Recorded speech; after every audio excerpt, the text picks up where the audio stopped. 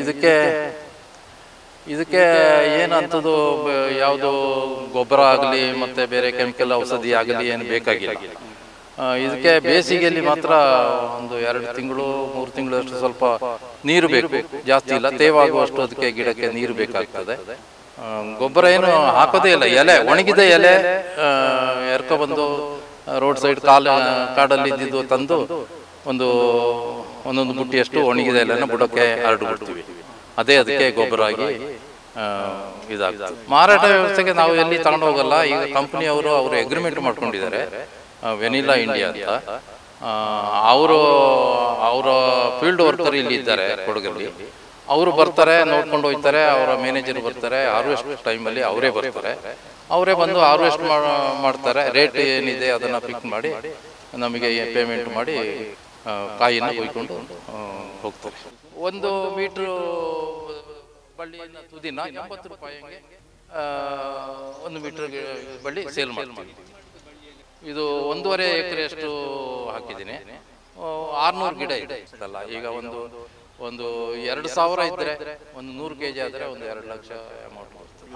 ಖರ್ಚು ಇಲ್ಲದೆ ನಾವು ಅಷ್ಟು ಅದರಲ್ಲಿ ಮೆಹನತ್ ಮಾಡಬೇಕಾಗಿಲ್ಲ. ಅದರಿಂದ ಅದು ಸುಲಭದ ಬೆಳೆ ಅಂತೇಳಿ ಆಗ್ತದೆ. ವೆನಿಲಾ ನಾವು 6 ವರ್ಷದಿಂದ ಬೆಳೀತಿದ್ದೀನಿ. ನಮಗೆ ಒಬ್ಬರು ಮೆಡ್ರಾಸಿಂದ ಒಬ್ಬರು ಅದರ ಬೆಳೆ ಬೆಳೆಸಬೇಕು ಅಂತ ಹೇಳ್ಬಿಟ್ಟು ಒಬ್ಬರು ಡಾಕ್ಟ್ರು ಮಹೇಂದ್ರ ಅಂತ ಬಂದಿದ್ದರು ಇಲ್ಲಿ.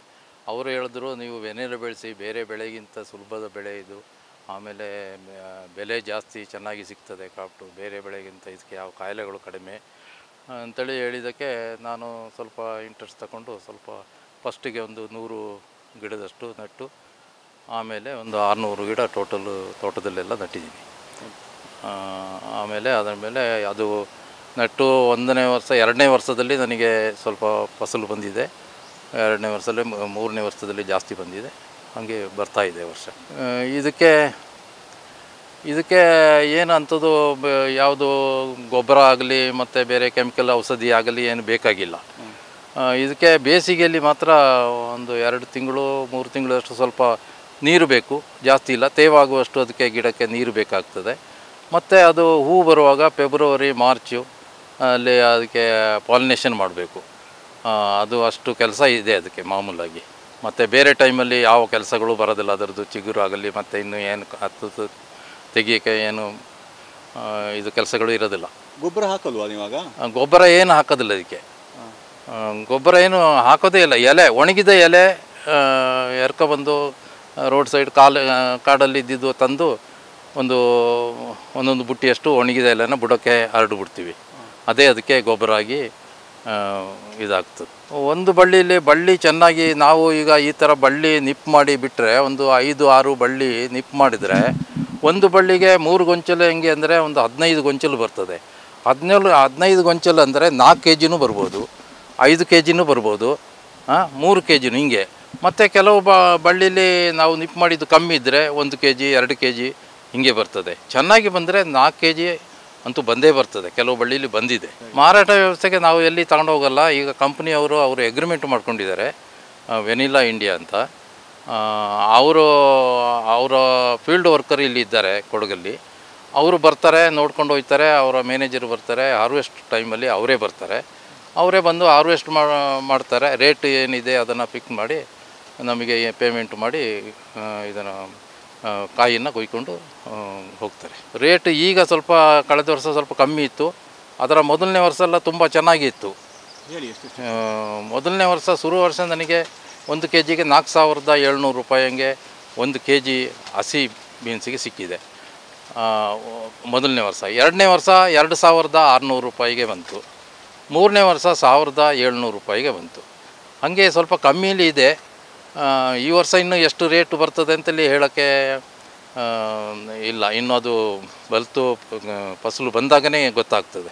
ಲಾಭ ಅಂತ ಹೇಳಿದ್ರೆ ಇದು ಲಾಭ ಇದೆ. ಇದರಲ್ಲಿ ಕೆಲಸ ಕಡಿಮೆ ಇದ್ದ ಕಾರಣ ಲೇಬರ್ ಯೂಸ್ ಇಲ್ಲ ಇದಕ್ಕೆ. ಲೇಬರ್ಗೆ ನಾವು ಬೇರೆ ಬೆಳೆಗಿಂತ ಸಂಬಳ ಮತ್ತು ಗೊಬ್ಬರ ಔಷಧಿ ಹಾಕೋದ್ರಲ್ಲಿ ಈ ಗಿಡಕ್ಕೆ ಯಾವುದೂ ಇಲ್ಲ. ಇದನ್ನು ನಾವೇ ಮೇಂಟೈನ್ ಮಾಡ್ತೀನಿ, ನಮ್ಮದು ಅದರಲ್ಲಿ ಮಾಡ್ಕೊಳ್ಬೋದು. 100, 200, 500 ಗಿಡ ಒಬ್ಬನು ಸುಮ್ಮನೆ ದಿವಸದಲ್ಲಿ 2 ಗಂಟೆಯಲ್ಲಿ ಇದನ್ನು ಕೆಲಸನೇ ಇಲ್ಲ. ಅದು ಏನಾದರೂ ಅಂಥ ಕೆಲಸ ಬಂದಾಗ ಮಾತ್ರ ಸ್ವಲ್ಪ ಅದನ್ನು ಬಳ್ಳಿ ಮೇಲೆ ಹೋದಾಗ ಅದನ್ನು ಕೆಳಗೆ ಇಳಿಸಿ ತುದಿ ನಿಪ್ ಮಾಡಿ ಬಿಡೋದು ಅಷ್ಟು. ಮತ್ತು ಫೆಬ್ರವರಿ ಮಾರ್ಚಲ್ಲಿ ಪಾಲಿನೇಷನ್ ಒಂದು ಕೆಲಸ ಇದೆ ಅಷ್ಟೇ ಡೈಲಿ. ಅದು ಒಂದು 2 ಗಂಟೆ 3 ಗಂಟೆದು ಕೆಲಸಕ್ಕೆ ಒಂದು 3 ಗಂಟೆ ಮಾಡಿದ್ರೆ 1000 ಹೂವುಗಳನ್ನು ಒಂದು ದಿವಸದಲ್ಲಿ ಮಾಡ್ಬೋದು. ಇದು 1.5 ಎಕರೆಯಷ್ಟು ಹಾಕಿದ್ದೀನಿ. 600 ಗಿಡ ಇದೆ ಅಲ್ಲ. ಈಗ ಒಂದು 2000 ಇದ್ದರೆ ಒಂದು 100 kg ಆದರೆ ಒಂದು 2 ಲಕ್ಷ ಅಮೌಂಟ್ ಬರ್ತದೆ. ಖರ್ಚು ಇಲ್ಲದೆ ನಾವು ಅಷ್ಟು ಅದರಲ್ಲಿ ಮೆಹನತು ಮಾಡಬೇಕಾಗಿಲ್ಲ. ಅದರಿಂದ ಅದು ಸುಲಭದ ಬೆಳೆ ಅಂತಲೇ ಆಗ್ತದೆ. ಇದು ಏನು ಇದನ್ನೇ ಸಪ್ರೇಟಾಗಿ ಏನು ಬೆಳಿಬೇಕಾಗಿಲ್ಲ. ಇದು ಮಧ್ಯದಲ್ಲಿ ಯಾವ ಬೆಳೆ ಮಧ್ಯದಲ್ಲಿ ಬೆಳೀತದೆ. ಇದು ಬೇರೆ ನಾವು ಇಲ್ಲಿ ಕೊಕ್ಕೋ ಹಾಕ್ಕೊಂಡಿದ್ದೀವಿ, ಮೆಣಸು ಹಾಕ್ಕೊಂಡಿದ್ದೀವಿ, ಬೇರೆ ಗ್ಲೇಸರ್ ಕಡ್ಡಿಗೆ ಪಾನುವಳ ಇದಕ್ಕೆಲ್ಲ ಹಾಕಿ ಮಧ್ಯ ತೋಟದಲ್ಲಿ ಮಧ್ಯ ಬೆಳೆಯಾಗಿ ಇದನ್ನು ಬೆಳೆಸ್ಕೊಳ್ಳೋದು. ಅದನ್ನಾಗಿ ಸಪ್ರೇಟಾಗಿ ನಾವು ಬೆಳೆಸುವ ಏನು ಅವಶ್ಯಕತೆ ಇಲ್ಲ. ನಾಟಿ ಇದು ಆಗಸ್ಟಲ್ಲಿ ಇದು ಬಳ್ಳಿ ನಾವು ಮೀಟ್ರು ಬಳ್ಳಿನ ತಗೊಂಡು ಅದಕ್ಕೆ ಬೆಡ್ ಮಾಡಬೇಕು. ಫಸ್ಟು ಗಿಡದ ಬುಡಕ್ಕೆ ಎತ್ತರವಾಗಿ ಒಂದು 1/2 ಅಡಿ ಎತ್ತರದಲ್ಲಿ ರೌಂಡಿಂಗು 1 ಅಡಿ ಸುತ್ತಾಗಿ ಎತ್ತರ ಮಾಡಿ ಮಣ್ಣು ದಿಣ್ಣೆ ಮಾಡಬೇಕು. ದಿಣ್ಣೆ ಮಾಡಿ ಅದಕ್ಕೆ ಸ್ವಲ್ಪ ಒಣಗಿಲು ಎಲೆ ಇಟ್ಟುಬಿಟ್ಟು ಆ ಬಳ್ಳಿನ ಆ ಎಲೆ ಮೇಲೆ ಇಟ್ಟುಬಿಟ್ಟು ಮರಕ್ಕೆ ಕಟ್ಟಿಬಿಡ್ಬೇಕು. ಹಗ್ಗದಲ್ಲಿ ಮಣ್ಣಿಗೆ ನಡಬಾರ್ದು, ಮೇಲೆ ಇಟ್ಟು ಅದು ಬೇರು ಎಲ್ಲ ಅದು ಮೇಲಿಂದ ಒಟ್ಟು ಮಣ್ಣಿಗೆ ಕೆಳಗೆ ಹೋಗಿಬಿಡ್ತದೆ. ಎಷ್ಟು ಬೇಕೋ ಅಷ್ಟು ಅದಕ್ಕೆ ಬೇಕಾದಷ್ಟು ಹೋಗ್ತದೆ. ಆಮೇಲೆ ಅದರ ಮೇಲೆಗಡೆಗೆ ವರ್ಷ ಒಂದು ಸರಿಗೆ ಒಣಗಿದ ಎಲೆನ ಸೇರಿಸ್ಕೊಂಡು ಬರ್ತೀವಿ. ಅದು ಮೇಲೆ ಹೋದಾಗ, ಈಗ ಮೇಲೆ ಹೋಗಿರ್ತದೆ ಗಿಡಕ್ಕೆ, ಮೇಲೆ ಹೋದಾಗ ಅದನ್ನು ನಾವು ಏನು ಮಾಡಬೇಕು, ಮೇಲೆ ಹೋದಾಗ ಚಿಕ್ಕದೊಂದು ಏಣಿ ಇಟ್ಕೊಂಡು ಅದನ್ನು ಬಿಡಿಸ್ಬಿಟ್ಟು ಕೆಳಗೆ ಬುಡಕ್ಕೆ ತಂದು ನಾವೊಂದು ಅಡ್ಡ ಒಂದು 5 ಅಡಿಗೆ ಒಂದು ಪೈಪ್ ಕಟ್ಟಿರ್ತೀವಿ. ಒಂದು ಕಡ್ಡಿ ಏನಾದರೂ ಅದನ್ನು ಹ್ಯಾಂಗ್ ಮಾಡೋಕ್ಕೆ. ಅಷ್ಟಕ್ಕೆ ಅದನ್ನು ರೌಂಡ್ ಮಾಡಿ ಹ್ಯಾಂಗ್ ಮಾಡಿ ಇಟ್ಟು ಅದರ ತುದಿನ ನಿಪ್ ಮಾಡಿ ಬಿಟ್ಟುಬಿಡ್ತೀವಿ. ಅಷ್ಟೇ ಅದರದ್ದು ಮೇಲೆ ಹೋದ ಬಳ್ಳಿಗಳಿಗೆ ಮಾಡಬೇಕಾಗಿದ್ದು. ಹೋಗ್ತಾ ಇದ್ದಂಗೆ ವರ್ಷದಲ್ಲಿ 1 ಸಲ ಮಾಡಿದ್ರೆ ಸಾಕು ಅಷ್ಟೇ. 3 ಮೀಟ್ರು 2 ಮೀಟ್ರ್ ಮೇಲೆ ಹೋಗ್ತದೆ. ಮತ್ತು ಜಾಸ್ತಿ ಬಳ್ಳಿ ಮೇಲೆ ಉದ್ದ ಹೋಗಿದ್ದಿದ್ದರೆ ಅದನ್ನು ನಾವು ಸೇಲ್ ಮಾಡ್ತೀವಿ. 1 ಮೀಟ್ರು ಬಳ್ಳಿನ ತುದಿನ 80 ರೂಪಾಯಿ ಹಂಗೆ 1 ಮೀಟ್ರ್ ಬಳ್ಳಿ ಸೇಲ್ ಮಾಡ್ತೀವಿ. ಇದು ಒಂದೇ. ಇದೊಂದು 3 ಎಲೆ ತೆಗಿಬೇಕು. ಇದು ನಾನು ತೆಗೆದಿರ್ತೀನಿ. ಈಗ ಇದು ಈ ಗಿಡ ಇದನ್ನು ನಡಬೇಕಾದ್ರೆ ಇದನ್ನು ನೋಡಿ ಈ ಥರ ಇಡಬೇಕು. ಹಿಂಗೆ ಇಟ್ಟುಬಿಟ್ಟು ಇಲ್ಲಿ ಹಗ್ಗದಲ್ಲಿ ಒಂದು ಕಟ್ಬಿಡೋದು. ಅದರ ಮೇಲೆ ನಾವು ಈ ಮುಚ್ಚಿಬಿಡಬೇಕು. ಹಿಂಗೆ ಏನಾಗ್ತದೆ, ನೀರು ಬಿದ್ದಾಗ ಅಷ್ಟಾಗುತ್ತೆ, ಇಷ್ಟೇ ಸಾಕು. ಅದು ಬೇರು ಬಿಡ್ತದೆ. ಆಮೇಲೆ ಮಳೆ ಹೋದ ಮೇಲೆ ಡಿಸೆಂಬರ್ ಜನವರಿಗೆ ಸ್ವಲ್ಪ ಎಲೆ ದಿಣ್ಣೆ ಮಾಡಿ ಮೆತ್ತು ಇರಬೇಕು. ಅದರ ಬೇರು ಹೋಗ್ತದೆ. ಅದು ಏನಿಲ್ಲ, 1 ಗಂಟೆಗೆ 250 ಮಾಡ್ತಾರೆ. ಕೆಲವರೆಲ್ಲ 100-150 ಮಾಡ್ತಾರೆ. ಹಂಗೆಲ್ಲ ಮಾಡುವ ಒಂದು ಇದು ಈಸಿ ಅದು.